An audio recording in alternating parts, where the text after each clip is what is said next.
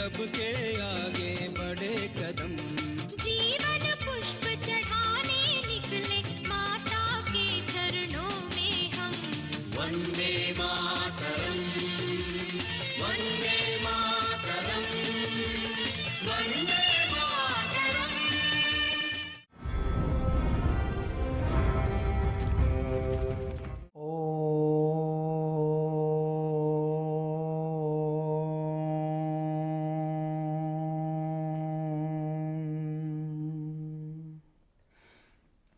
क्रांति धर्मा और शांति धर्मा महापुरुषों के शहादत को याद करने के लिए, उनसे प्रेरणा लेने के लिए वैदिक चैनल के ऊपर हमारे महापुरुष के नाम से यह शहीदों की, क्रांतिकारियों की, हमारे संतों की, साधुओं की, महात्माओं की, जिन्होंने इस भारत भूमि को पुण्य भूमि बनाया, गुरु भूमि बनाया, विश्व गुरु भारत बनाया, उनको श्रद्धांजलि देने के लिए, उनको नमन करने के लिए, उनको स्मरण करने के लिए यह कार्यक्रम शुरू किया गया है।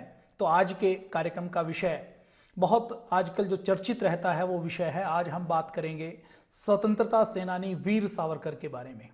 आज जो क्रांतिकारी जा चुके हैं, उन क्रांतिकारियों में हम यदि बात करें तो आज वीर सावरकर के ऊपर मीडिया में सर्वाधिक चर्चा होती है, सर्वाधिक चर्चित विषय है। ऐसा लगता है जैसे वीर सावरकर का भूत, वीर सावरकर का प्रेत, जो राष्ट्र विरोधी तत्व हैं उनके अंदर घुसकर उनको छेड़ता है, उनको तीखी मिर्ची लगाता है। वीर सावरकर के नाम से देश के टुकड़े टुकड़े करने वाले गैंग को, देश के वामपंथी गैंग को, देश के उन लोगों को जिन्होंने फर्जी इतिहास लिखा, जिन्होंने देश के गौरव को पद दलित किया, ऐसे लोगों को मिर्ची लगती है।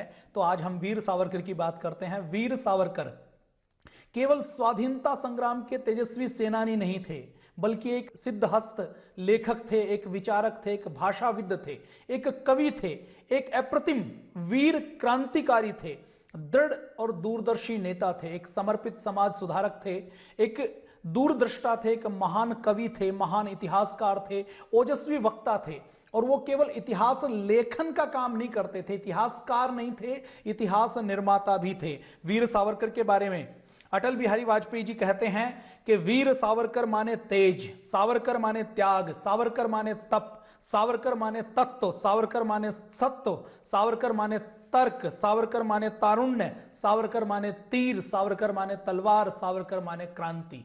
तो एक ऐसा व्यक्तित्व जिसका नाम लेते ही हमारे शरीर के अंदर बिजलियां दौड़ती हैं, हमारे शरीर के अंदर वीरता का संचार होता है, हमारा लहू गर्म होता है। ऐसे स्वतंत्रता सेनानी थे वीर सावरकर।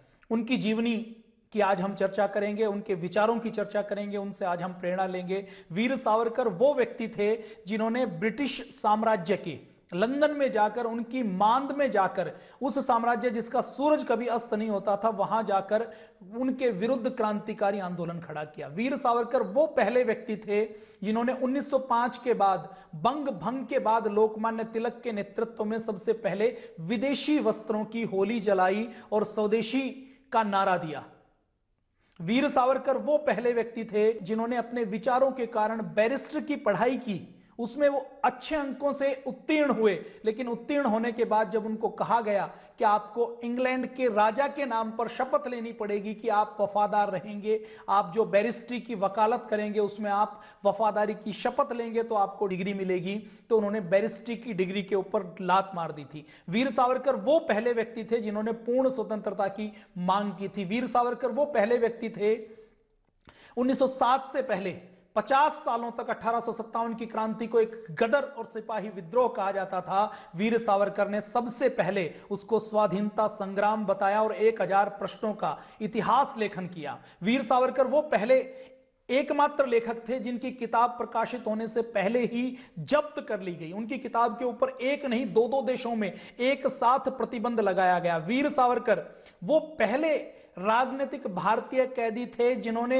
समुद्र में छलांग लगाकर भागने की कोशिश की, वीरतापूर्ण कार्य किया। वीर सावरकर वो पहले व्यक्ति थे जिनके ऊपर इंटरनेशनल कोर्ट हेग में जिनका मामला गया और जिनके मामले के ऊपर सुनवाई हुई। वीर सावरकर वो पहले व्यक्ति थे जिनके मार्गदर्शन में, जिनके निर्देशन में मैडम बीकाजी गामा ने 1907 में अंतर्राष्ट्रीय इंटरनेशनल सोशलिस्ट कांग्रेस में भारत का झंडा बनाया और भारत का झंडा फहराया। वीर सावरकर वो व्यक्ति थे जिन्होंने सबसे पहले भारत में एक गैर ब्राह्मण को, एक अछूत को मंदिर का पुजारी बनाया। वीर सावरकर वो कवि थे, वो लेखक थे जिन्होंने अंडमान की काल कोठियों में कोयले से, नाखूनों से, कील से, पत्थरों से साहित्य लिखा, कविताएं लिखी, 10,000 पंक्तियां लिखी, उनको कंठस्थ किया और जेल से बाहर आने के बाद उनको सुरक्षित रखते हुए अपनी मस्तिष्क में, अपनी मेमोरी में उसको दोबारा से प्रिंट करवाया। वीर सावरकर वो पहले व्यक्ति थे जिनके ऊपर आजाद भारत में मुकदमा चलाया गया, जो स्वतंत्रता सेनानी होते हुए भी जिनको सम्मान नहीं मिला। वीर सावरकर वो पहले व्यक्ति थे आजाद भारत में जिनको जेल में रखा गया। वीर सावरकर वो व्यक्ति थे आजाद भारत में भी जिनकी जमीन को जब्त करके वर्षों तक उनको वापस नहीं लौटाया गया। वीर सावरकर वो व्यक्ति थे जिन्होंने सबसे पहले प्रिंस का विरोध किया। वीर सावरकर वो व्यक्ति थे जिनकी किताब 1857 की क्रांति, जो स्वातंत्र समर है, वो 300 रुपए में जिसकी एक एक प्रति बिकी।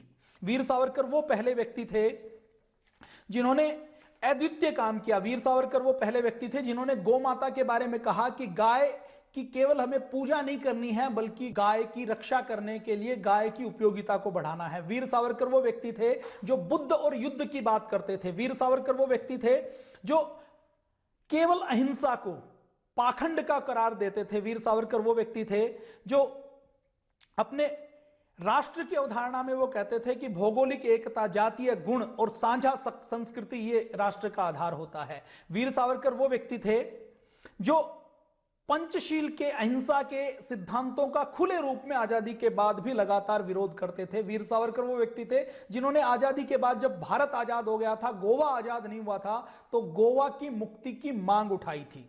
वीर सावरकर वो व्यक्ति थे जब भारत और पाकिस्तान का विभाजन हुआ, पहले उन्होंने विभाजन रोकने की कोशिश की और जब पता लगा कि विभाजन हो रहा है और जब अंग्रेजों की कुटिल नीति थी कि पाकिस्तान के नाम पर अमृतसर और पंजाब उनको पाकिस्तान में दे दिया जाए और पूर्वी पाकिस्तान में कलकत्ता को मिला दिया जाए, बंगाल के बड़े हिस्से को पाकिस्तान में मिला दिया जाए, भारत का नक्शा क्षत विक्षत हो जाता, तो वीर सावरकर वो व्यक्ति थे जिन्होंने ये मांग की कि कलकत्ता और अमृतसर भारत के अंदर रहने चाहिए, यदि वहां पर कोई मुसलमान है तो उनको, उनकी इच्छा है तो पाकिस्तान उनको भेजना चाहिए। तो ऐसे महान क्रांतिकारी के विषय में आज हम चर्चा करने वाले हैं, आज हम बातचीत करने वाले हैं। वीर सावरकर का व्यक्तित्व कैसा था। जब हम वक्तृत्व की बात करते हैं, वक्ता की बात करते हैं, तो वक्ता ऐसा हो जब वो बोले तो सुनने वालों को आंदोलित करते, सुनने वाले वही सोचे जो वो सुचवाना चाहे, सुनने वाले वही करें जो वो करवाना चाहे। वक्ता के बारे में ये कहा जाता है कि वक्ता यदि किसी नायक बनकर, नेतृत्वकर्ता बनकर यदि अपनी किसी भीड़ को कहे कि उठो और अमुक स्थान पर जाकर वहां आग लगा दो, तो वो भीड़ केवल आग ना लगाए बल्कि वहां पर रुकी रहे और जब तक वो बिल्डिंग राख ना हो जाए तब तक वहां पर रहे। तो वीर सावरकर ऐसे ओजस्वी वक्ता थे, जब वो वक्तृत्व देते थे तो उनको जो सुनते थे उनको बिजली के झटके लगते थे, उनको अंदर तक आंदोलित करते थे। साधारण एक तरुण को, एक बालक को, एक युवा को वो क्रांतिकारी के रूप में बदल देते थे। मदनलाल धिंगड़ा, जिन्होंने कर्जन वायली का वध किया लंदन में, ऐशो आराम की जिंदगी जीते थे, सामान्य जिंदगी जीते थे। सामान्य युवा जिस प्रकार से भोग विलास में फंसा रहता था उस प्रकार की जिंदगी जीते थे। वीर सावरकर के संपर्क में आए तो मदनलाल धिंगड़ा केवल मदनलाल धिंगड़ा नहीं रहा, क्रांति की वेदी पर अपने लहू की आहुति अर्पित करने वाला क्रांति धर्मा बलिदानी मदनलाल धिंगड़ा बन गया। तो ऐसा व्यक्तित्व वीर सावरकर का था। वीर सावरकर के जन्म की बात करें तो वीर सावरकर का जन्म 18 मई 1883 में महाराष्ट्र के एक छोटे से गांव में हुआ। उस छोटे से गांव के बाहर एक नदी बहती थी और उस नदी की धारा ऐसी तेज होती थी कि वहां पर तैराकी का कंपटीशन होता था। वीर सावरकर जब 6-7 साल के थे तो वो उफनती नदी में कूद जाते थे और हंसते खेलते उसको पार कर लेते थे और जो लोग इसको देखते थे तो वो अचरज महसूस करते थे कि छोटे से बच्चे ने कैसे उफनती नदी को पार कर लिया, कितना चपल और कितना चुस्त इसका शरीर है। जब वो बचपन में थे तो छत्रपति शिवाजी की कहानियां उनकी मां उनको सुनाया करती थी और जब उनकी मां उनको छत्रपति शिवाजी की, रामायण की, महाभारत की, श्री कृष्ण की, भीष्म पितामह की कहानी सुनाती थी तो वो संकल्प करते थे कि मुझे भी छत्रपति शिवाजी बनना है, मुझे भी स्वराज्य की स्थापना करनी है, मुझे भी अपनी मातृभूमि के लिए संघर्ष करना है।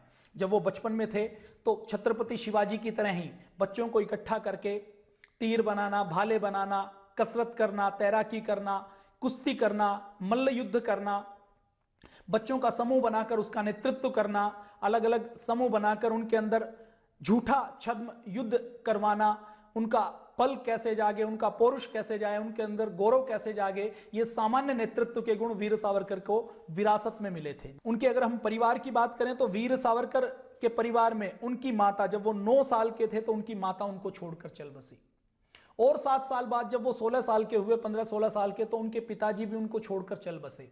वीर सावरकर 3 भाई थे, उनके बड़े भाई के ऊपर उनकी जिम्मेदारी आई। वीर सावरकर ने जब 10वीं पास की तो 10वीं पास करने के बाद जब ऐसा लगा कि अब आगे की पढ़ाई संभव नहीं हो पाएगी तो वीर सावरकर का विवाह कर दिया गया। वीर सावरकर का विवाह करने के बाद जो उनके ससुर जी, जो एक अच्छे धनाढ्य व्यक्ति थे, उन्होंने उनकी शिक्षा दीक्षा का प्रबंध किया और उनको पुणे के फर्ग्यूसन कॉलेज में उनका एडमिशन करवाया। वीर सावरकर के बारे में अटल बिहारी वाजपेयी जी कहते हैं कि वीर सावरकर के अंदर सागर की गहराई थी और आसमान की ऊंचाई थी, लेकिन आसमान की ऊंचाई होते होते, सागर की गहराई होते होते वो यथार्थ की धरातल पर लगातार सोचते थे, यथार्थ की धरातल पर काम करते थे। वीर सावरकर ऐसे व्यवहारिक थे बचपन से ही, उनके दर्शन में उपयोगितावाद, तर्कवाद, सकारात्मकतावाद, मानवतावाद, सार्वभौमिकता और व्यवहारिकता के यथार्थ गुण उनको बचपन में ही घुट्टी में मिले थे। वीर सावरकर जब छोटे थे, उनकी आयु लगभग 16 वर्ष की रही है। पुणे के अंदर, महाराष्ट्र के अंदर प्लेग फैला और प्लेग के नियंत्रण के नाम पर सरकार ने मिस्टर रैंड नाम के एक जिले के एक अधिकारी को, एक अंग्रेज अधिकारी को भेजा कि पूना के आसपास के क्षेत्र में जो प्लेग फैला हुआ है उसको नियंत्रण करने का आप काम करो। तो उस मिस्टर रैंड ने प्लेग का नियंत्रण नहीं किया, प्लेग के नियंत्रण करने के नाम पर भारतीयों के ऊपर अत्याचार करना शुरू कर दिया।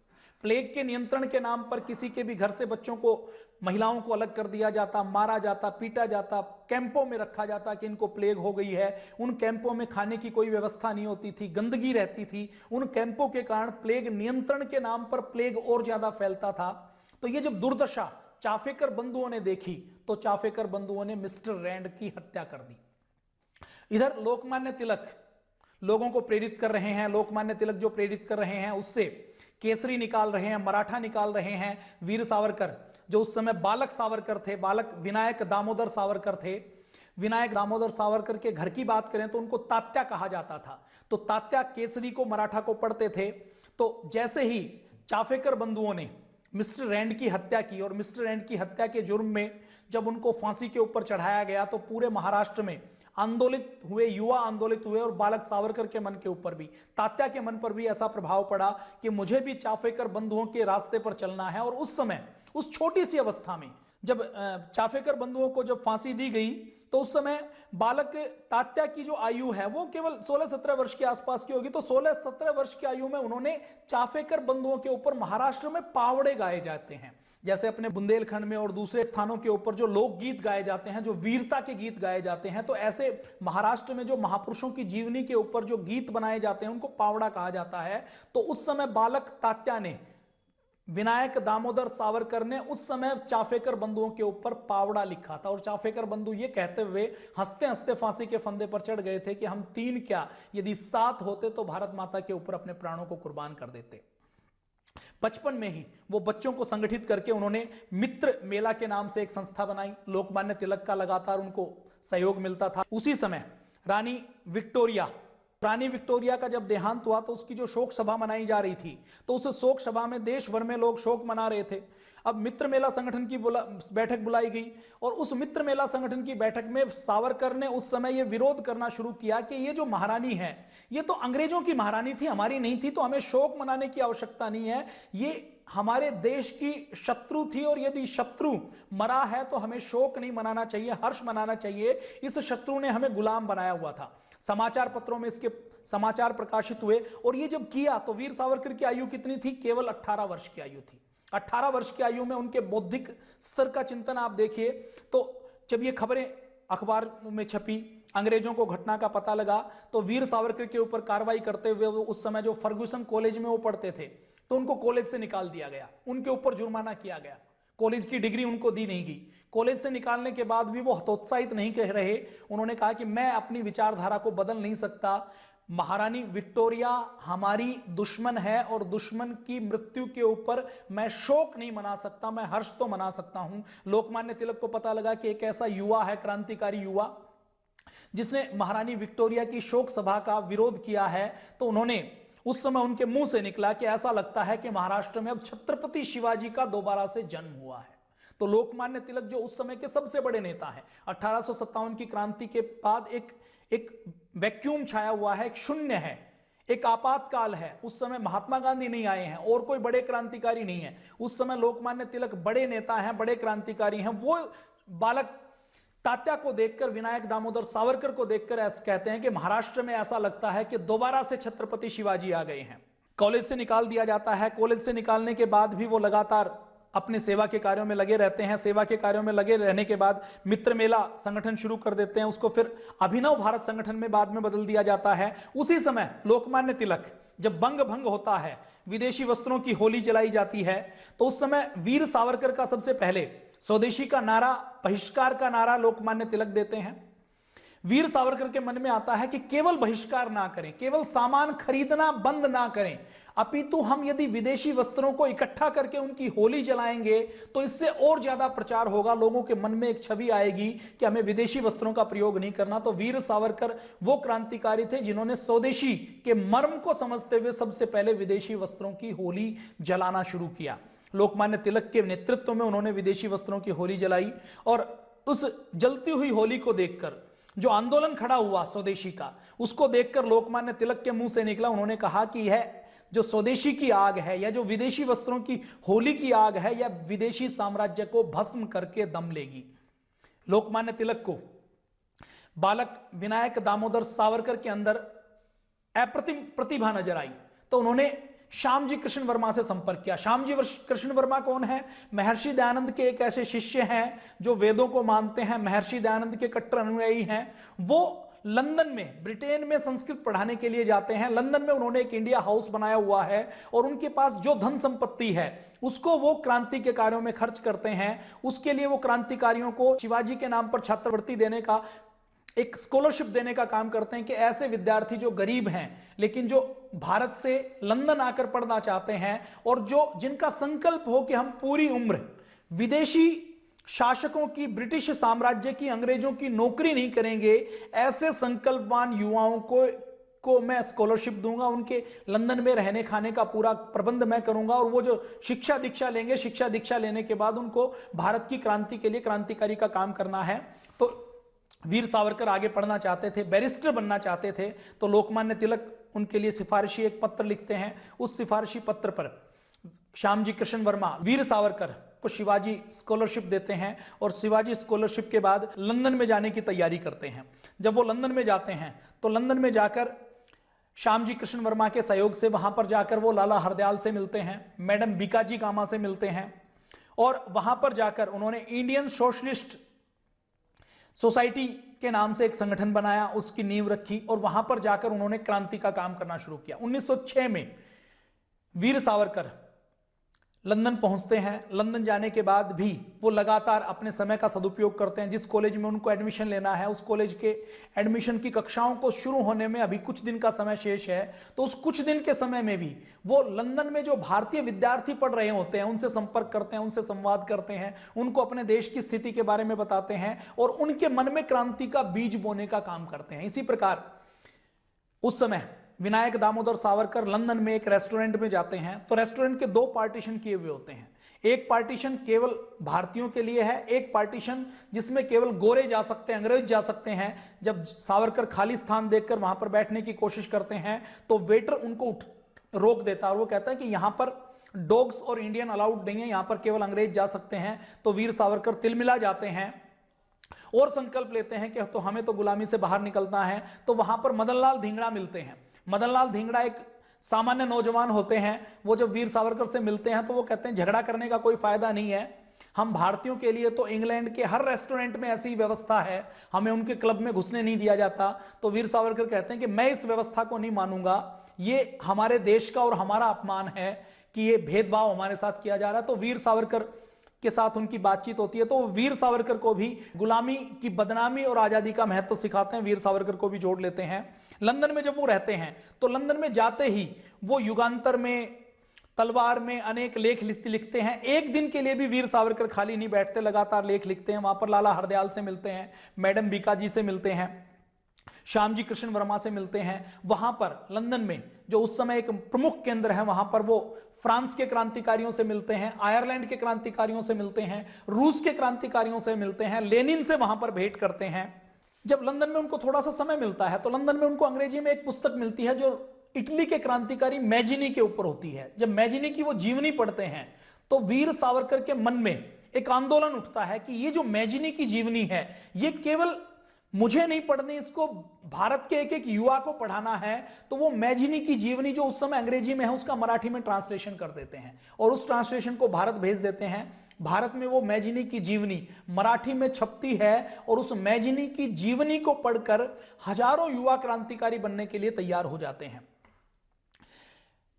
लंदन में रहते रहते वीर सावरकर मैजिनी की जीवनी का अनुवाद करते हैं और इधर मैजिनी की जीवनी, गैरीबाल्डी की जीवनी, लाला लाजपत राय भी जब देखते हैं कि भारत के युवाओं को उठाना है तो अच्छे साहित्य की रचना करनी पड़ेगी, तो वो भी मैजिनी की और गैरीबाल्डी की जीवनी की रचना हिंदी में करते हैं। योगेश्वर श्री कृष्ण का चरित्र लिखते हैं, छत्रपति शिवाजी का चरित्र लिखते हैं कि हम इन युवाओं का, इन महान आत्माओं का, इन पुण्य आत्माओं का, ये जो हमारे आदर्श हैं, इनका चरित्र जब हम लोगों के सामने रखेंगे तो देश का युवा जागेगा। अब लंदन में इंडिया हाउस में वीर सावरकर रहते हैं। वीर सावरकर जैसे ही भारत से जाते हैं तो वीर सावरकर की खुफिया रिपोर्ट भी भारत से इंग्लैंड में भेज दी जाती है। लंदन में जो स्कॉटलैंड यार्ड की उस समय की जो पुलिस होती थी, वो पुलिस इंडिया हाउस में अपना एक जासूस डिप्लॉय करके रखती है। उस जासूस का काम क्या है? इंडिया हाउस में होने वाली गुप्त बातचीत सुनना, और बातचीत सुनने के साथ साथ जब वीर सावरकर, श्यामजी कृष्ण वर्मा, लाला हरदयाल बाहर जाएं तो उनके कमरों की तलाशी लेना। तो लंदन के जी चप्पे चप्पे के ऊपर वीर सावरकर के ऊपर नजर रखी जा रही है कि ये अद्भुत क्रांतिकारी है, ये यहां पर आया है तो चुप बैठने वाला नहीं है। अब इंडिया हाउस में फ्री इंडिया सोसाइटी का गठन किया जाता है। फ्री इंडिया सोसाइटी का उद्देश्य होता है कि लंदन में रहकर विश्व के क्रांतिकारियों को जोड़कर, विश्व में जो भारतीय रहते हैं उनको जोड़कर भारत में क्रांति की जाए। अब ये वो समय है जहां 1857 की क्रांति के बाद दोबारा कोई क्रांति नहीं होती है, तो वीर सावरकर ये निर्णय लेते हैं कि हमें दोबारा से सशस्त्र क्रांति करनी है। और लाला हरदयाल, करतार सिंह सराबा, सरदार सोहन सिंह भकना, आपको सब पता है। आगे जाकर जब जैसे ही फर्स्ट वर्ल्ड वॉर होता है तो गदर पार्टी बनाई जाती है, पिस्तौल और बम भारत भेजे जाते हैं, 10,000 क्रांतिकारियों को तैयार किया जाता है और भारत में दोबारा से सैनिकों को खड़ा करके दोबारा से क्रांति करने की योजना बनाई जाती है। तो वीर सावरकर अब 1906 में इंडिया हाउस में लंदन में है और इन सारी चीजों की भूमिका के नींव में वो भूमिका बनाने में लगे हुए हैं। अभी लंदन में वीर सावरकर लगे हुए हैं। इधर इंडिया में क्या होता है कि इंडिया में जब उनके जो बड़े भाई हैं, जो अभिनव भारत के सदस्य हैं, जो मैजिनी की जीवनी को छापते हैं, जब लंदन में रहते हुए वीर सावरकर देखते हैं कि यदि हमें सशस्त्र क्रांति करनी है तो हमें बम बनाना सीखना है। अब देखिए 1857 का समय क्या है? तलवारों का समय है। हमारे जो क्रांतिकारी लड़ रहे हैं वो तलवारों से लड़ रहे हैं। उनके पास छोटी मोटी तोप है या फिर उनके पास कोई छोटी मोटी बंदूक है जिसमें हर बार बारूद भरा जाता है। अब ये वो समय है जब बम का आविष्कार हो चुका है 1880-90 के आसपास, 1900 के आसपास। तो 1905 में वीर सावरकर चाहते हैं कि भारत में यदि हमें क्रांति करनी है तो हमें बम बनाना सीखना पड़ेगा। इसको आप ऐसा अंदाजा लगा सकते हैं कि आज दुनिया के कुछ देशों के पास अग्नि जैसी, पृथ्वी जैसी मिसाइलें हैं, परमाणु बम है। उस समय जो सिंपल बम है वो परमाणु बम की तरह था।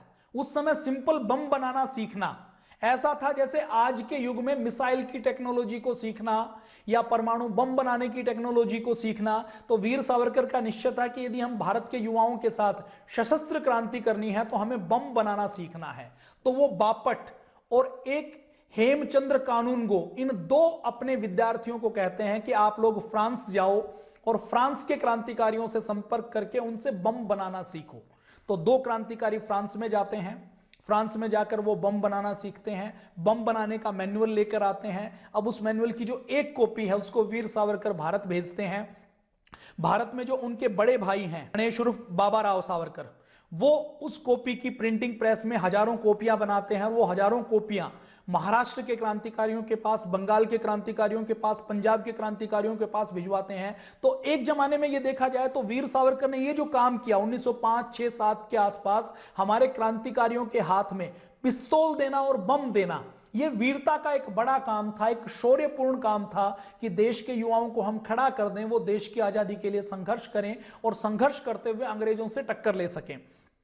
तो वीर सावरकर ने बम बनाने का मैनुअल भारत में भेजा था। उस बम बनाने के मैनुअल की प्रतियां और बमों के साथ वीर सावरकर के बड़े भाई को गिरफ्तार कर लिया जाता है। 8 जून 1909 में उनको काले पानी की सजा दे दी जाती है। अब 8 जून 1909 में उनकी काले पानी की सजा से पहले हम इंडिया हाउस और लंदन में वीर सावरकर ने और क्या क्या काम किए उसकी हम बातचीत करते हैं। 1909 में इंडिया में जज जैक्सन की हत्या हो जाती है और जज जैक्सन की हत्या के बाद उसके हत्या में जो हमारे क्रांतिकारी कनेरे जी हैं उनको गिरफ्तार कर दिया जाता है। उनके पास वीर सावरकर के पत्र मिलते हैं। तो वीर सावरकर 1906 से लेकर 1908-9 तक लगातार क्रांति कर रहे हैं। भारत के अंदर जितनी किंग्सफोर्ड के ऊपर खुदीराम बोस हमला करता है, कन्हई जैक्सन को मारता है, रैंड की हत्या होती है जो पहले हो चुकी है, तो उस समय क्रांति का पूरा वातावरण वीर सावरकर के सामने बनता है। और उसमें जो 80% क्रांति की घटनाएं हैं उसमें पिस्तौल वीर सावरकर भेजते हैं, बम बनाने का फार्मूला वीर सावरकर भेजते हैं। तो वीर सावरकर ये सब करते हैं। तो ये सब करते करते वीर सावरकर जब लंदन में रहते हैं तो लंदन में रहते हुए 1907 में एक बड़ा काम वीर सावरकर और करते हैं। वो बड़ा काम क्या करते हैं? 1857 की क्रांति के बाद 1 मई को 1907 में, हर साल 1 मई को लंदन में, ब्रिटेन में अंग्रेज अपना विजय दिवस मनाते थे। वो विजय दिवस क्या मनाते थे? वो रानी लक्ष्मीबाई, तात्या टोपे, नाना साहब और 1857 की क्रांति को ये मानते थे कि ये सिपाही विद्रोह था, ये गदर था जिसको हमने दबाया था। तो विजय दिवस के रूप में 1 मई को वो पूरे लंदन में फंक्शन करते थे। जब वीर सावरकर और उनके साथियों ने देखा कि ये लंदन में फंक्शन करते हैं और इस फंक्शन में ये 1857 की क्रांति को केवल गदर या सिपाही विद्रोह कहते हैं और बड़े गर्व के साथ कहते हैं कि हमने उस सिपाही विद्रोह और गदर को कुचल दिया था, तो वीर सावरकर 10 मई 1907 में बड़े स्तर के ऊपर 1857 की क्रांति को क्रांति के रूप में मनाने का निर्णय लेते हैं। लंदन में ये एक बड़ा काम वीर सावरकर ने किया। तो वो इंडिया हाउस को खूब अच्छे से सजाते हैं। जितने वहां पर भारतीय रहते हैं, जिनको उन्होंने वहां की सोसाइटी से, संगठन से जोड़ा है, उनको वहां पर अपने पास बुलाते हैं और 1857 की क्रांति के जो रानी लक्ष्मीबाई के, तात्या टोपे के, नाना साहब के, इन सब के बड़े बड़े चित्र लगाते हैं। उन चित्रों के ऊपर श्रद्धांजलि समर्पित करते हैं और अंग्रेजों की मांद में वहां पर वो घोषणा करते हैं कि 1857 की क्रांति कोई गदर नहीं थी, कोई सिपाही विद्रोह नहीं था। 1857 की क्रांति, 1857 की जो क्रांति थी वो स्वतंत्रता का पहला संग्राम था। और वीर सावरकर इसमें अपना ओजस्वितापूर्ण भाषण देते हैं। जो नए भारतीय वहां पर आते हैं वो भी उसमें भाग लेते हैं और भाग लेते हुए वो सब इन सारी चीजों को करते हैं। वीर सावरकर ने 1907 में जब 1 मई को अंग्रेजों को 1857 की क्रांति को गदर और लूट कहते हुए देखा और सुना तो उनकी भुजाएं फड़क उठी, उनकी आंखें लाल हो गई और उन्होंने ये अपमान देखा तो उनके मन में एक विचार उठा कि हमें इस इतिहास को बदलना पड़ेगा। तो वीर सावरकर ने जब 1 मई को देखा कि 1 मई को अंग्रेज जीत का जश्न मनाते हैं, उसमें रानी लक्ष्मीबाई, तात्या टोपे, नाना साहब, इनके पुतले बनाकर, इनके नाम से नाटक करके इनके ऊपर कैसे अत्याचार किए गए, उसमें अपनी जीत का जश्न मनाते हुए इसको लूट कहते हैं, गदर कहते हैं और इसको कायरतापूर्ण हरकत बताते हैं। तो वीर सावरकर निश्चय करते हैं कि 10 मई 1907 को हम इंडिया हाउस में ब्रिटेन के, लंदन के जितने भी भारतवासी हैं उन सबको बुलाकर 1857 की क्रांति के बारे में बताएंगे कि ये गदर नहीं था, ये सिपाही विद्रोह नहीं था, ये एक सुनियोजित स्वतंत्रता संग्राम था, स्वतंत्रता की क्रांति थी। तो उस समय वो इंडिया हाउस को सजाते हैं, सबको वहां पर बुलाते हैं और 1857 की क्रांति की याद में सब अपने कोट के ऊपर एक बिल्ला लगाते हैं कि 1857 के वीर अमर रहें। इंग्लैंड में अंग्रेजों की मांद में, लंदन में रहकर ऐसा बिल्ला लगाना कि अंग्रेजों के विरुद्ध जिन्होंने क्रांति की उनके शौर्य के गीत गाना, उनके शौर्य के लिए वहां पर कार्यक्रम करना ये वीर सावरकर की बहुत बड़ा साहसपूर्ण एक कारनामा था। और वीर सावरकर वहां पर जब कार्यक्रम करते हैं तो 1857 की क्रांति के बारे में कहते हैं तो उनके मन में एक भाव आता है कि ये 1857 की क्रांति को गदर और सिपाही विद्रोह लूट पढ़ाया जाता है, तो मुझे इसको बदलना है। तो वीर सावरकर फिर अपना 2 वर्षों का समय, लगभग 1 से 1.5 वर्ष का समय इंडिया ऑफिस की लाइब्रेरी में, इंडिया ऑफिस एक ऐसी बिल्डिंग है जहां पर भारत से संबंधित जितना काम है, ब्रिटेन की संसद भारत के संबंध में जो कानून पास करती है, भारत में जिन अंग्रेज अधिकारियों की नियुक्ति की जाती है, भारत में जितना भी भारत का डाटा है, जितना भी आंकड़ा है, वो इंडिया ऑफिस की लाइब्रेरी में आता है। तो इंडिया ऑफिस की लाइब्रेरी में वो जाते हैं, वो एक अंग्रेज महिला की मदद से वहां की सदस्यता लेते हैं, वहां पर जाने के लिए प्रवेश का अधिकार हासिल करते हैं और वहां पर वो घंटों बैठकर लगभग 15 महीने में उन्होंने लगभग 2500 अलग अलग पुस्तकों का, दस्तावेजों का उन्होंने अध्ययन किया, पत्रों का अध्ययन किया और अंग्रेजों की रिपोर्ट के आधार पर उन्होंने एक पुस्तक लिखी जिसका नाम है 1857 का स्वातंत्र्य समर, 1857 का स्वतंत्रता संग्राम। और इस पुस्तक में उन्होंने अंग्रेजों के तथ्यों के साथ, आंकड़ों के साथ यह सिद्ध करके दिखा दिया कि 1857 की क्रांति कोई लूट नहीं था, कोई गदर नहीं था, कोई कांड नहीं था, कोई सिपाही विद्रोह नहीं था, यह एक सुनियोजित स्वतंत्रता संग्राम था। मुझे कई बार दुख होता है कि आज भी मुझे ध्यान है कि जितने अखबार पढ़ते हैं, पाठ्य पुस्तकों में भी अभी 10, 12, 15 साल पहले तक 1857 की क्रांति को सिपाही विद्रोह या गदर कहकर पढ़ाया जाता था।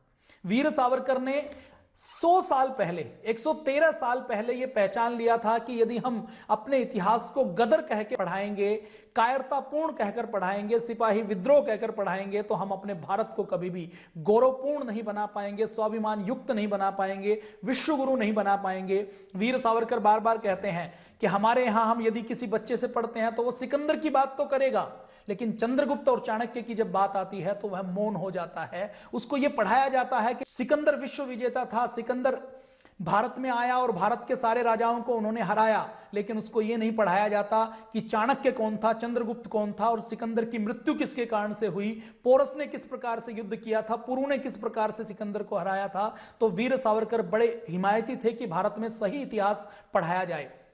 तो वीर सावरकर इंडिया ऑफिस की लाइब्रेरी में बैठते हैं, एक एक तथ्य को जांचते हैं, परखते हैं और उस तथ्य के आधार पर 1857 के स्वतंत्रता संग्राम की पुस्तक लिखते हैं। यह पुस्तक जब वो पहले लिखते हैं तो पहले वो पुस्तक लिखते हैं हिंदी के अंदर। हिंदी के अंदर जब वो पुस्तक लिखते हैं तो हिंदी की इस पुस्तक को जब वो बहुत मेहनत करके लिखते हैं तो लिखते ही अंग्रेजी सरकार को पता लग जाता है कि वीर सावरकर कोई पुस्तक लिख रहे हैं।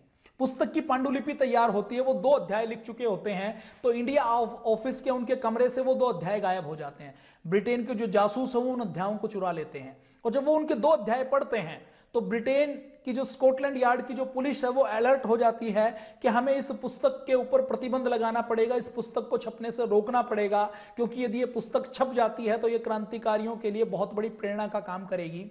वीर सावरकर अपनी पुस्तक को पूरा करते हैं। पूरा करने के बाद वीर सावरकर अपनी पुस्तक को छापने के लिए भारत भेजते हैं। भारत में वीर सावरकर की पुस्तक को छापने का प्रयास किया जाता है, लेकिन भारत में वो पुस्तक नहीं छप पाती। तो वीर सावरकर की पुस्तक को मैडम बीकाजी पेरिस से छपवाने की कोशिश करते हैं, पेरिस में भी नहीं छप पाती। फ्रांस का कोई भी छापा खाना ऐसा नहीं है जहां पर हिंदी छापी जा सके। तो वीर सावरकर की हिंदी की पुस्तक की पांडुलिपि को फिर अंग्रेजी में, उसका अंग्रेजी में अनुवाद किया जाता है। अंग्रेजी में अनुवाद करने के बाद फ्रांस में कोशिश की जाती है, फ्रांस में नहीं छाप सकते। जर्मनी में कोशिश की जाती है, जर्मनी में भी पुस्तक छापनी संभव नहीं हो पाती। जिस छापेखाने में छापने की कोशिश करते हैं वहीं पर अंग्रेजों के जासूस पहुंच जाते हैं। ये जो पुस्तक है इसकी अपने आप में एक बहुत बड़ा इतिहास है, कितनी बड़ी प्रेरणा है। आप जब सुनेंगे तो आप आश्चर्य करेंगे कि इतना बड़ा इतिहास हम लोगों से छुपाया गया। तो वीर सावरकर की इस पुस्तक को फिर अंग्रेजी में ट्रांसलेशन करके इसको हॉलैंड के किसी एक पुस्तकालय में छापेखाने में छापा जाता है। और जब इस पुस्तक को छापा जाता है तो छपने से पहले ही प्रिंटिंग में पुस्तक है, पुस्तक आई नहीं है, अंग्रेजों के पास उसकी पांडुलिपि नहीं है, इस पुस्तक के ऊपर भारत और ब्रिटेन में प्रतिबंध लगा दिया जाता है।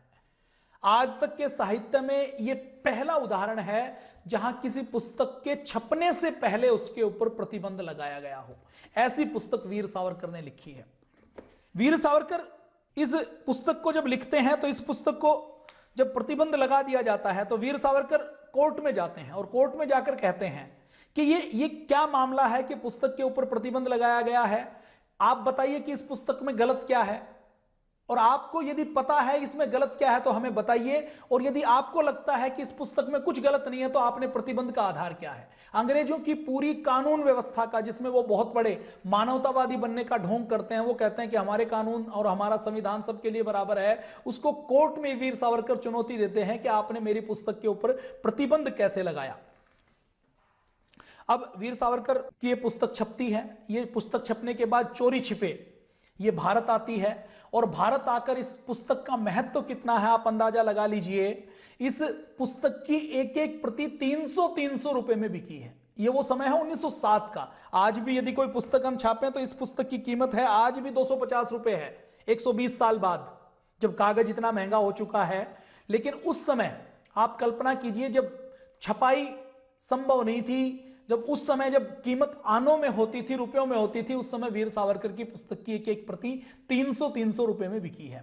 इस पुस्तक ने क्रांतिकारियों को ऐसी प्रेरणा दी है कि इस पुस्तक के कारण क्रांतिकारी इसको झोले में रखकर इसके अलग अलग पन्ने करके इसको पढ़ते थे और इससे प्रेरणा लेते थे। इस पुस्तक का महत्व कितना है आप अंदाजा लगा लीजिए कि जब हॉलैंड में यह छापी गई, और इसका जब अंग्रेजी में नाम था the Indian war of independence 1857, लाला हरदयाल ने फिर इसको गदर पार्टी की ओर से इस पुस्तक को निकाला। शहीद भगत सिंह को प्रेरणा देने वाली पुस्तक यही थी। इसका जो 3rd एडिशन निकला, जो तीसरा संस्करण निकला, उसको भगत सिंह ने छापा था। भगत सिंह ये कहते थे कि युवाओं को यदि प्रेरणा देनी है, सही इतिहास पढ़ना है, तो उनको वीर सावरकर की ये पुस्तक पढ़नी चाहिए। इसका जो 4था संस्करण है इस पुस्तक का, वो नेताजी सुभाष चंद्र बोस ने छापा। 1943 में जब उन्होंने आजाद हिंद फौज बनाई, रास बिहारी बोस ने बनाई, उन्होंने उसकी कमान जापान में संभाली, तो रास बिहारी बोस के नेतृत्व वाली, सुभाष चंद्र बोस के नेतृत्व वाली आजाद हिंद फौज के सैनिकों में क्रांति की चिंगारी को धधकाने के लिए नेताजी सुभाष चंद्र बोस ने इस पुस्तक का 4था संस्करण छपवाया, और छपवाकर अपने आजाद हिंद फौज के एक एक सैनिक के बीच में यह बंटवाई थी कि इस पुस्तक को पढ़ें तो हमें सही इतिहास का बोध होगा, हमारे मन में क्रांति की चिंगारी जगेगी। और आजाद भारत के किसी भी स्कूल में, किसी भी पाठ्यक्रम में ये लागू नहीं की गई। भारत स्वाभिमान का, पतंजलि योगपीठ का एक और बड़ा संकल्प है कि हम ये जो सही इतिहास है ये देश के लोगों को पढ़ाएंगे, और वीर सावरकर का 1857 का स्वातंत्र्य समर, इस जैसी पुस्तकों को उस इतिहास में लागू किया जाएगा, उसमें जगह दी जाएगी। इस पुस्तक का अनुवाद केवल अंग्रेजी में, मराठी में, हिंदी में नहीं हुआ, उर्दू में हुआ, पंजाबी में हुआ, तमिल में हुआ। गुप्त रूप से यह पुस्तक भारत में आती रही। भारत के क्रांतिकारी इस पुस्तक को अपने लिए क्रांतिकारियों की गीता के रूप में मानते थे। इतना बड़ा महत्व तो इस पुस्तक का रहा है। इसकी मूल पांडुलिपि मैडम बीकाजी गामा ने पेरिस में एक बैंक के अकाउंट में छुपा कर रखी। जब फ्रांस युद्ध की आग में था तो उसको निकालकर दूसरे देश में पहुंचाया गया, और आजादी के बाद 1950 के दशक में इसको वापिस वीर सावरकर को सौंपा गया। डॉक्टर क्यूतिनो वो कहते हैं उन्होंने 40 साल तक इसको संभाल कर रखा, उसके बाद फिर वीर सावरकर को इसको वापस दिया गया। 1946 में अंग्रेजों ने, मुंबई सरकार ने इसके ऊपर से प्रतिबंध हटाया। वीर सावरकर ने इस पुस्तक में क्या किया, इस पुस्तक में उनके 4 मुद्दे उन्होंने उठाया। वो कहते थे कि 1857 की क्रांति का सच क्या है वो हम बताएंगे। क्या वो केवल सिपाही विद्रोह था या पूरी क्रांति थी? क्या इस विद्रोह में अंग्रेज जैसा कहते थे कि रानी लक्ष्मीबाई, तात्या तोपे, नाना साहब ये तो अपना राज्य को बचाने के लिए इसमें लड़े थे, तो इसको उन्होंने पूरी तरह से बताया। योजना का स्वरूप क्या है, रक्त कमल क्या था, चपाती क्या था, कैसे सुनियोजित संघर्ष किया गया। 1857 की क्रांति क्या केवल इतिहास की बात है, बीता हुआ अध्याय है, या आज भी हमारे लिए इसकी प्रेरणा हो सकती है, और भावी पीढ़ी इससे क्या प्रेरणा ले, इन 5 उद्देश्यों को लेकर उन्होंने लिखा था। और शहीद भगत सिंह से लेकर नेताजी सुभाष चंद्र बोस ने जो प्रेरणा ली, उससे यह सिद्ध हो जाता है कि वीर सावरकर अपने उद्देश्य में सफल रहे। 2500 से अधिक रेफरेंसेज उन्होंने इस पुस्तक के लिए लिया। इस पुस्तक का जो प्रभाव है उसके बारे में फ्री हिंदुस्तान जो साप्ताहिक समाचार पत्र है उसने सावरकर विशेषांक प्रकाशित किया। उसमें के.एफ. नरीमन जी अपने लेख में लिखते हैं कि आजाद हिंद फौज की कल्पना और रानी झांसी रेजिमेंट स्थापित करने का विचार नेताजी सुभाष चंद्र बोस को जो आया वो इस पुस्तक की प्रेरणा से आया, वीर सावरकर की प्रेरणा से आया। आगे नरीमन जी कहते हैं केजवाड़ा गोष्ठी के जो संपादक हैं जीवी सुब्बा राव, वो कहते हैं कि यदि सावरकर ने 1857 से 1943 के बीच हस्तक्षेप न किया होता तो मुझे विश्वास है कि गदर शब्द का अर्थ ही बदल जाता। वो आगे कहते हैं कि लॉर्ड बावेल, जो ब्रिटेन का लॉर्ड था, वो कहता है कि इस पुस्तक को लिखने के बाद लॉर्ड बावेल, भारत के वामपंथी इतिहासकारों की बात छोड़ दीजिए, अंग्रेजों का जो प्रमुख है, लॉर्ड है, उसकी भी हिम्मत नहीं कि वो 1857 की क्रांति को गदर कह दे। इतने तथ्य, तर्क और प्रमाणों के साथ वीर सावरकर ने अपनी बात लिखी है। लेकिन यह देश का दुर्भाग्य है, जिस बात को कहने का साहस अंग्रेजों का अधिकारी नहीं कर पाता, वामपंथी इतिहासकार, छद्म इतिहासकार, देश विरोधी इतिहासकार, टुकड़े टुकड़े और असुर गैंग के इतिहासकार आज भी वो इतिहास अपने देश में पढ़ाते हैं। इस इतिहास और इस शिक्षा नीति को बदलने की आवश्यकता है। चलिए अब हम बात करते हैं, अब हम लंदन में वापस लौटते हैं, वीर सावरकर की बात करते हैं। जब वीर सावरकर 1857 की क्रांति लिखने के बाद 1908 में और 1909 में फिर वो भारत में बम बनाने का फार्मूला भेजते हैं, पिस्तौल भेजते हैं, और भारत में जैक्सन नाम का एक अंग्रेज होता है जो भारतीयों के ऊपर, क्रांतिकारियों के ऊपर बहुत अत्याचार करता है, उसका वध कर दिया जाता है। जैक्सन का वध कर दिया जाता है, कन्हरे को गिरफ्तार कर लिया जाता है। उनके भाई के पास बम बनाने का मैनुअल मिलता है जो वीर सावरकर फ्रांस से बापट राव और हेमचंद्र कानूनगो को भेजकर उस टेक्नोलॉजी को हासिल करते हैं। वो टेक्नोलॉजी वही है जो आज के समय में आप समझिए कि मिसाइल की जो टेक्नोलॉजी है, 1905-6 के टाइम में जब भारत बम नया नया बनाना लोग सीखे थे, तो उस समय ये टेक्नोलॉजी बहुत विशेष मानी जाती थी और यह माना जाता था कि यदि हमें किसी बड़ी सत्ता के साथ संघर्ष करना है और सशस्त्र बल प्राप्त करना है तो वो बल बंदूक के अंदर, बारूद के अंदर, बम के अंदर है। जैसे आज परमाणु बम और मिसाइल हासिल करने की कोई भी कमजोर राष्ट्र प्रयास करना है, तो वीर सावरकर ने ये भारत के अंदर भेजे। उनके भाई को, नारायण राव को गिरफ्तार कर लिया जाता है, उनको काले पानी की सजा दी जाती है, जैक्सन की हत्या कर दी जाती है। और इसके बीच में 1 जुलाई 1909 में लंदन में एक बड़ा काम होता है। लंदन में जब भारतीयों का इस प्रकार से अपमान होता है तो मदनलाल धिंगड़ा, जो एक देशभक्त क्रांतिकारी थे, जिनके मन में वीर सावरकर ने क्रांति के बीज बोए थे, वो करजन वायली की हत्या कर देते हैं। करजन वायली को एक समारोह में देखते हैं, पुस्तक को काटकर उसके अंदर पिस्तौल की जगह बनाते हैं। वीर सावरकर उनको निशाना लगाना सिखाते हैं। वीर सावरकर की प्रेरणा से पुस्तक में पिस्तौल रखकर वो जाते हैं और एक भरे समारोह में करजन वायली को अंग्रेजों की मांद में घुसकर उनके एक बड़े अधिकारी की हत्या कर देते हैं, उनको उनके पापों की सजा देते हैं। और उनकी हत्या करने के बाद मदनलाल धिंगड़ा को गिरफ्तार कर लिया जाता है। गिरफ्तार करने के बाद उनको जेल में ले जाया जाता है। जेल में जब वीर सावरकर मदनलाल धिंगड़ा से मिलने के लिए जाते हैं तो मदनलाल धिंगड़ा उनसे पूछते हैं, उनको गुरु मानते हैं, तो वो कहते हैं, सावरकर जी क्या आप, मेरे चेहरे के ऊपर कहीं कोई डर की रेखा दिखाई देती है? तो वीर सावरकर कहते हैं कि आपके चेहरे के ऊपर डर की रेखा नहीं दिखाई दे रही, मुझे तो भगवान श्री कृष्ण जैसा स्थिर चित्त, स्थिर प्रज्ञता और समाधि के भाव आपके चेहरे के ऊपर दिखाई दे रहे हैं। तो वीर सावरकर कहते हैं कि देखना, परसों जब मैं फांसी के फंदे पर जाऊंगा तो इसी प्रकार से हंसते हुए जाऊंगा। तो ऐसे नौजवानों क्रांतिकारियों को तैयार करने का जो श्रेय जाता है वो वीर सावरकर को जाता है। वीर सावरकर को तैयार करने का जो श्रेय जाता है वो श्यामजी कृष्ण वर्मा को जाता है। और श्यामजी कृष्ण वर्मा के डीएनए में, उनके विचारों में जो देशभक्ति का भाव डालने का श्रेय जाता है वो महर्षि दयानंद को जाता है। और महर्षि दयानंद को राष्ट्रभक्त बनाने का जो श्रेय जाता है वो हमारे वेदों को जाता है, हमारी वैदिक संस्कृति को जाता है। तो वीर सावरकर की प्रेरणा से करजन वायली का मदनलाल धिंगड़ा बंद करते हैं। और मदनलाल धिंगड़ा जब करजन वायली का वध करते हैं तो उस समय लंदन के अंदर बहुत से लोग पढ़ने के लिए गए हुए हैं। सर आगा खां वहीं पर हैं, जवाहरलाल नेहरू भी वहीं पर पढ़ने के लिए गए हुए हैं, लेकिन मोतीलाल नेहरू उनको चिट्ठी लिख देते हैं कि ये जो क्रांतिकारी हैं इनके आसपास आपको जाना नहीं है। और पंडित जवाहरलाल नेहरू उस समय जैसे 3 साल की पढ़ाई का जो खर्च होता है उसको 4-5 महीने में उड़ा देते हैं। उस समय के पाउंड के हिसाब से जो खर्च एक सामान्य विद्यार्थी अपनी 4 साल की पढ़ाई, 3 साल की पढ़ाई पर करता था, पंडित नेहरू उतना ही खर्च अपनी 6 महीने की पढ़ाई के ऊपर कर देते थे। कोई गोल्फ का मैदान नहीं था, कोई क्रिकेट का मैदान नहीं था, कोई ऐसा नाइट क्लब नहीं था, कोई ऐसा म्यूजिक एसोसिएशन नहीं थी जिससे पंडित जवाहरलाल नेहरू नहीं जुड़े हुए हैं। तो करजन वायली के वध के विरोध में मदनलाल धिंगड़ा की निंदा करने के लिए सर आगा खां और दूसरे जो भारत के जो पिछलग्गू थे, जो अंग्रेजों को मानते थे, वो एक सभा करते हैं और निंदा प्रस्ताव पारित करते हैं। और वहां उस सभा में भारतीय इकट्ठे होते हैं जो अंग्रेजों के भक्त होते हैं। मदनलाल धिंगड़ा के विरोध में प्रस्ताव पारित किया जाता है और सर आगाखां कहते हैं कि हम सब भारतवासी सर्वसम्मति से यह प्रस्ताव पारित करते हैं कि मदनलाल धिंगड़ा ने जो काम किया हम उसकी निंदा करते हैं, हम उसके साथ नहीं हैं। तो वीर सावरकर खड़े हो जाते हैं, वो कहते हैं कि सर्वसम्मति से नहीं, मैं इसका विरोध करता हूं।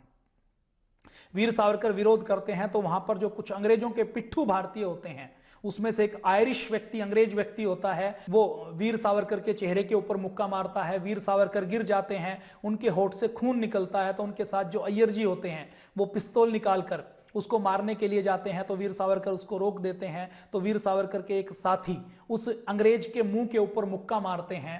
वो अंग्रेज पहले जो कहता है कि वीर सावरकर के ऊपर तमाचा मारकर कि ये अंग्रेजी तमाचा है, तो वीर सावरकर के साथी उनके मुंह के ऊपर मुक्का मारकर कहते हैं कि ये लो हिंदुस्तानी मुक्के का स्वाद चखो।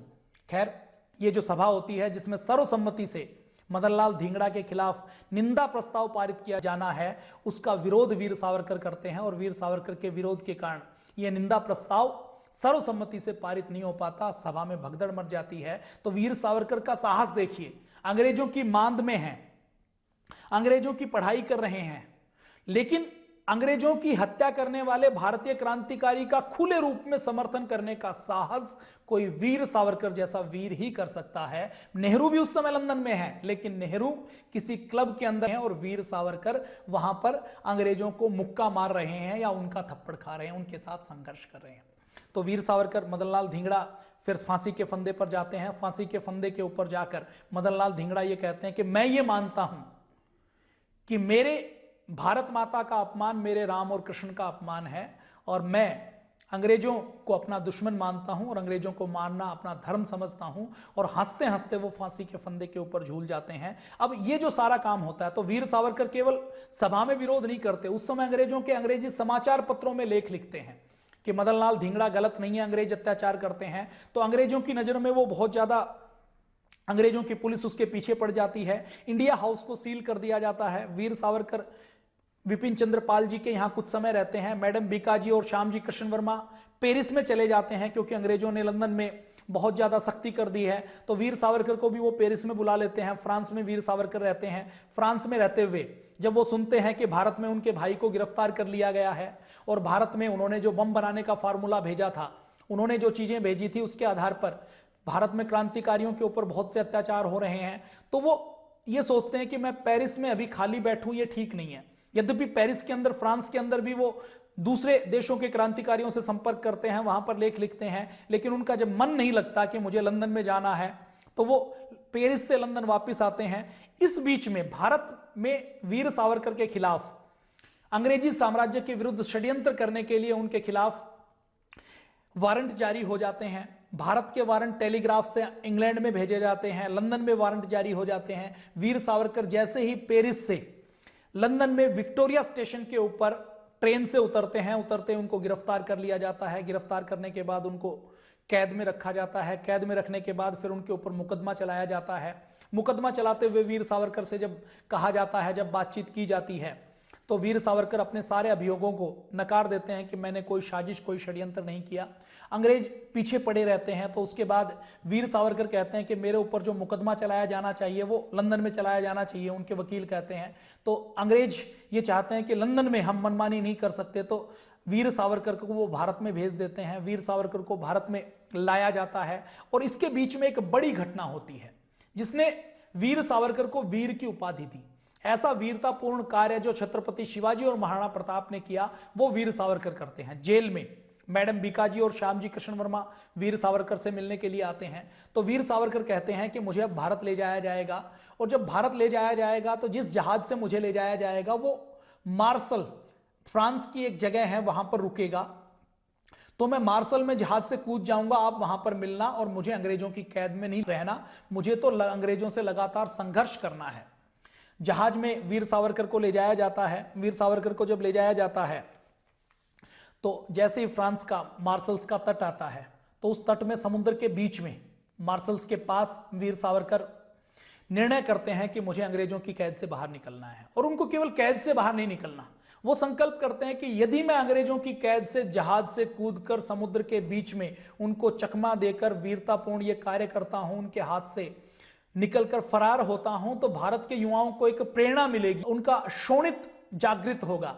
तो वीर सावरकर अंग्रेजों के सिपाहियों से कहते हैं कि मुझे टॉयलेट जाना है। वो जहाज के टॉयलेट में जाते हैं। टॉयलेट में जाते हैं तो जो जहाज के बाहर से टॉयलेट के अंदर से दिखाई देता है, वहां पर अपना कोट टांगते हैं। जहाज का जो रास्ता है वो छोटा सा रास्ता है, 10 से 12 इंच का।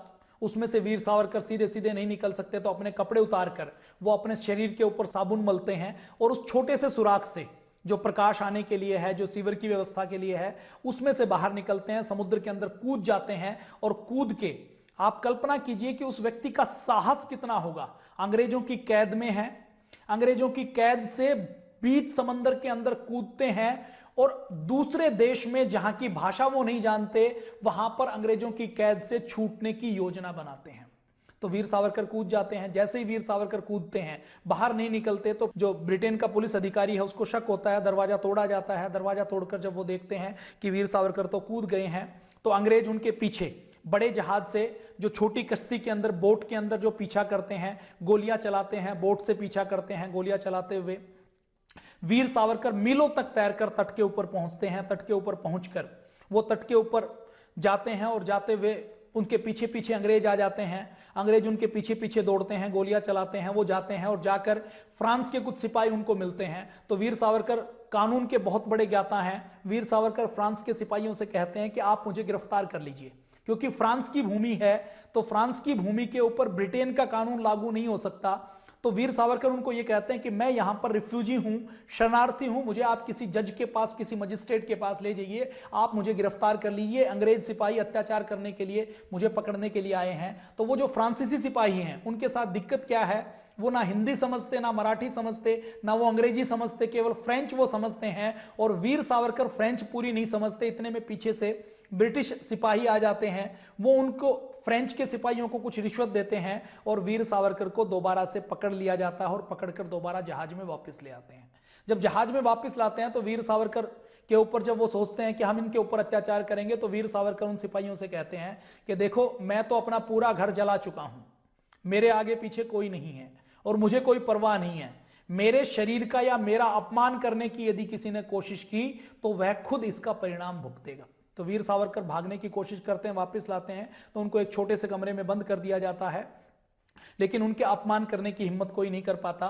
तो ये फ्रांस में समुद्र के अंदर कूदकर भागने की घटना पूरे विश्व में अपने आप अलौकिक है, अपनी एकमात्र घटना है जिसमें इस अव्वल दर्जे की, इस पहले दर्जे की बहादुरी दिखाई गई है।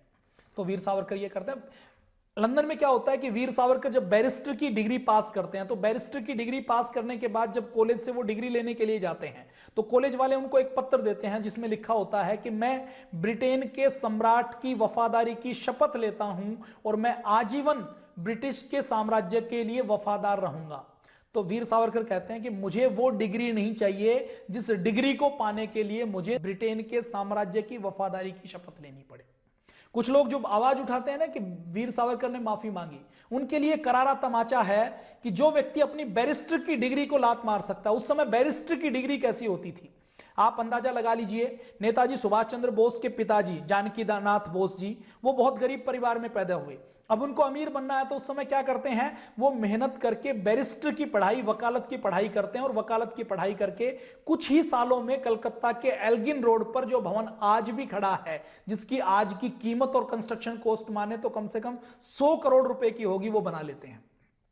जवाहरलाल नेहरू जो अपने पिता के पैसे के ऊपर ऐश करते थे, उनके पिता मोतीलाल नेहरू ने बहुत गरीब परिवार में जन्म लिया, लेकिन वो वकालत करते थे। वकालत में वो जमीनों के ऐसे केस लड़ते थे जमींदारों के, कि जिसमें किसी जमींदार का यदि 10 करोड़ का केस है और वकील ने केस लड़ा तो उसके अंदर से उसको 2%, 5% का पूरा मेहनताना मिल जाता था। तो वकालत की पढ़ाई उस समय ऐसी मानी जाती थी कि जिसको ऐशो आराम की जिंदगी का जीवन बसर करना हो तो वो वकालत की, बैरिस्टर की पढ़ाई करे। और बैरिस्टर की लंदन में जिसने पढ़ाई की हो उसके लिए कैरियर का स्कोप केवल भारत नहीं था। महात्मा गांधी का नाम आपने सुना, महात्मा गांधी बैरिस्टर बने तो बैरिस्टर का पहला केस उनको कहां का मिला, एक बड़े व्यापारी का दक्षिण अफ्रीका का केस मिला था। सरदार वल्लभ भाई पटेल क्या बनते हैं, बैरिस्टर बनते हैं। उस समय कोई डॉक्टर नहीं बनता, कोई इंजीनियर नहीं बनता, उस समय क्या बनते हैं, वैज्ञानिक नहीं बनता, उस समय बैरिस्टर को सबसे कीमती और सबसे ऐशो आराम की जिंदगी वाला पद माना जाता है। तो बैरिस्टर की डिग्री के ऊपर ठोकर मारने वाले ऐसे पहले क्रांतिकारी वीर सावरकर थे। तो जहाज से फिर उनको भारत लाया जाता है। भारत में जब उनको लाया जाता है तो उनकी पत्नी उनसे मिलने के लिए आती है, और जब पत्नी उनसे मिलने के लिए आती है और उनको जब कैदियों के कपड़ों में देखती है, हथकड़ी बेड़ी उनको लगी होती है, तो उसको पत्नी जब मिलने आती है तो पत्नी की आंखें नम हो जाती है। तो वीर सावरकर मुस्कुरा पड़ते हैं और उनसे कहते हैं कि ये जो कपड़े हैं ये तो सर्दी गर्मी से बचाने के लिए हैं, कपड़ों से क्या फर्क पड़ता है, मान अपमान कपड़ों का नहीं होता। और फिर आगे वो अपनी पत्नी से कहते हैं कि देखो, अपना पेट भरना, बच्चे पैदा करना, एक परिवार पालना, ये तो कीड़े मकोड़े चिड़िया सारे जीव जंतु करते हैं। मेरा जीवन केवल अपना पेट भरना, कीड़े मकोड़ों की जिंदगी जीना नहीं है। मेरे जीवन का तो उद्देश्य है कि मैं अपने देश और समाज के लिए कुछ बड़ा करूं। मुझे केवल एक परिवार नहीं पालना, मुझे अपने पूरे भारत के परिवार को, अपने भारत को पालना है, और मुझे भारत माता को गुलामी की जंजीरों से मुक्त करवाना है। वीर सावरकर का तब देखिए और उनकी पत्नी का तब देखिए। वीर सावरकर लंदन गए।